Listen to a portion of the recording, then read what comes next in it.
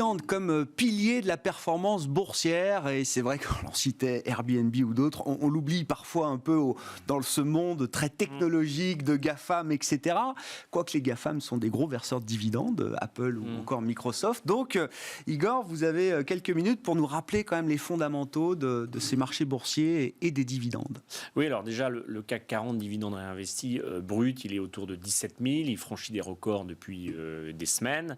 Il a une performance depuis 5 ans qui est 15 à 20 points supérieure à l'indice nu, c'est-à-dire sans dividende.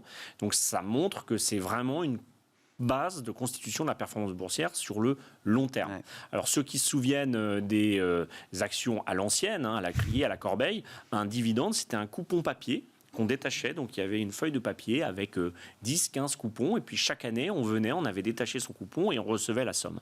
Un dividende, ce n'est pas garanti, c'est voté en AG, proposé par le conseil, mais il ne faut pas oublier que c'est de la valeur qu'on enlève d'une entreprise, c'est du fonds propre qu'on distribue, donc ça n'augmente pas la valeur. D'ailleurs, quand un dividende est versé, il est détaché, et le cours de bourse doit baisser en théorie du montant du dividende. C'est aussi très important parce que ça fait écho en économie à la théorie du signal.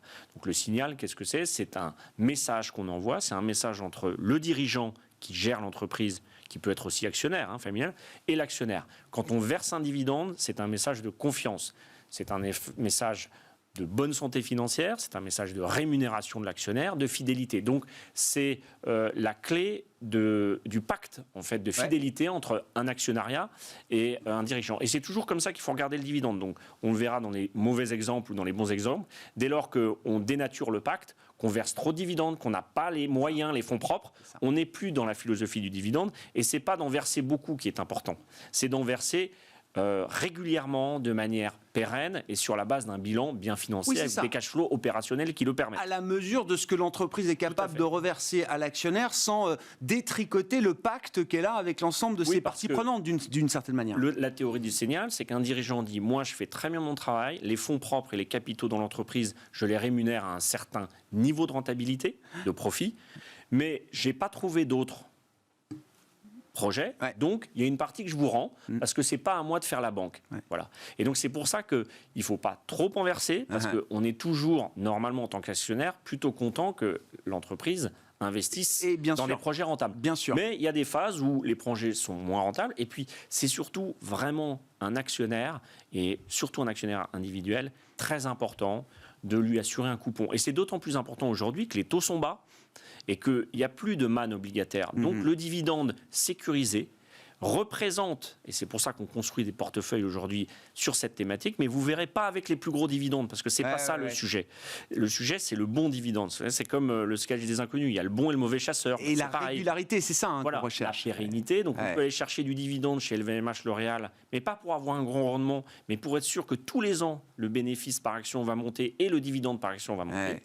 On peut aller chercher des plus gros coupons dividendaires chez des secteurs comme la distribution, le pétrole, ou les opérateurs téléphoniques, mais dans des conditions de financement qui sont viables.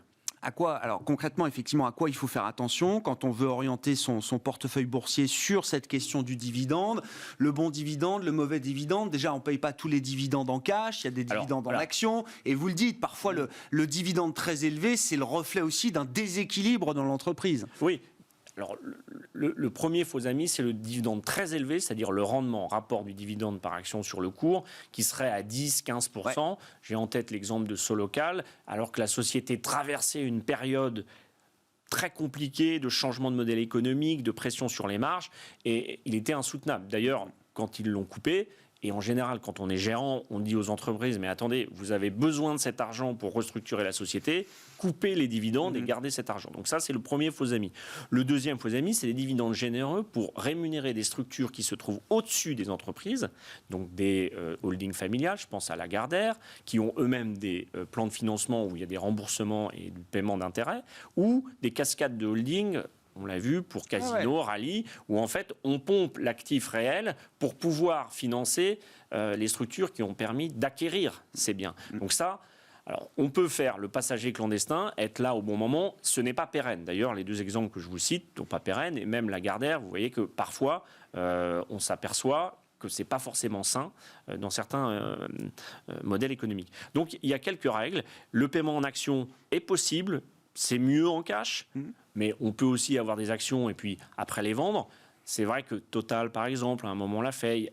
Quand on traverse des périodes où on a besoin de reconstituer des fonds propres, on émet des nouvelles actions et on les donne. Bon, le principe, c'est quand même le plus en cash payé, le mieux c'est. C'est vrai. Les anglo-saxons aiment bien le rachat d'actions, qui fait partie d'une forme de retour à l'actionnaire, mais ça conduit à une attrition du flottant. Donc je pense que le dividende reste très clé, puis surtout nous en France avec le système de PFU à 30, il est plutôt avantageux pour l'actionnaire individuel. Bon, et donc alors les bons dividendes qu'on recherche, qu'est-ce qu'on regarde effectivement dans une entreprise qui verse des dividendes Alors déjà des cash flows qui permettent de couvrir au moins une fois, mais souvent beaucoup plus, le dividende par action, le bilan qui est sain. C'est-à-dire que quand je vous cite une société comme Bouygues, LVMH, L'Oréal, c'est des dettes nettes sur EBITDA, c'est-à-dire des leviers financiers qui sont entre 1 et 1,5. Donc, vous n'avez pas de problématique de financement.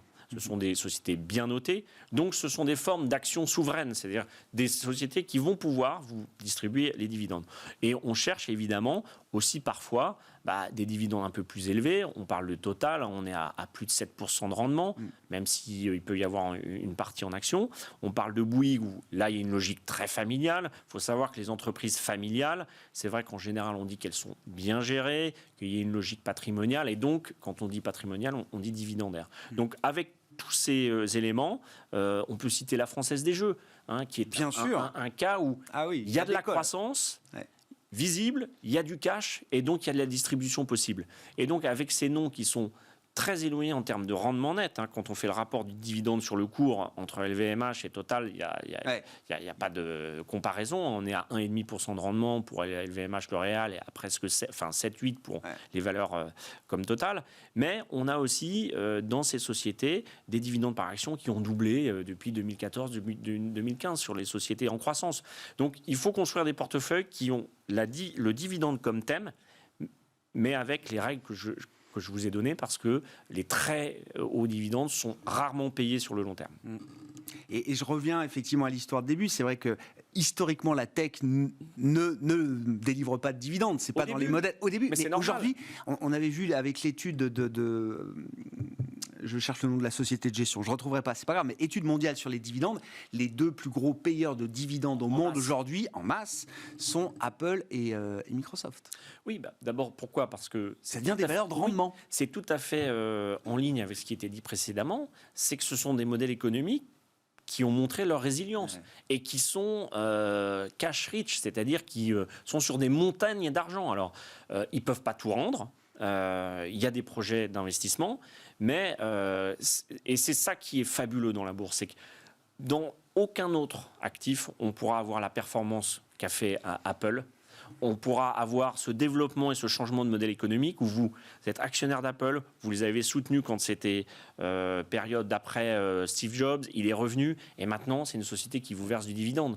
Donc c'est vrai que moi je trouve que le dividende c'est un point essentiel dans la théorie économique et financière, et surtout quand les taux sont bas.